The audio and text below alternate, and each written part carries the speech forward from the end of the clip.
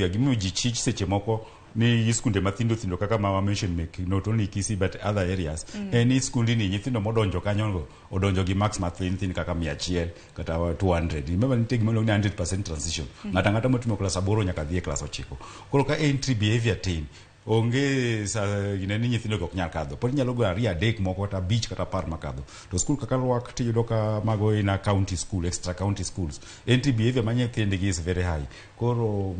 okay paka no kwale ok wanyal ng'eyo lakini that is a normal curve nyithindo go yudo gima onego wang'e ni migosi Abondo owacho nango ni students results go be recalled sani ok wanyal recall results bedo ga recalled seche moro mapoka results obedo release cha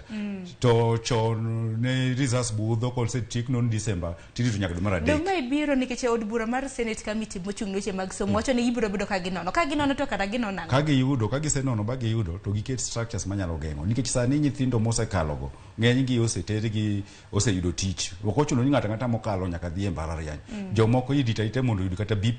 to osemanyi ne tich kamoro moko to osenyiew ni kata ka en gari ni bedo promise ni nyiew ni gari osenyiew ni gari moko be osetere loka koro sani ok inyal wacho ni nyathi ni kel results go results onego geng' kapok owuok to ema ne timo ga choncha ema nwuok ga gi ginene nwuoga gi gimiluongo nango skunde kama okwalo penj obedo cancel to results kosechiw ok inyal recall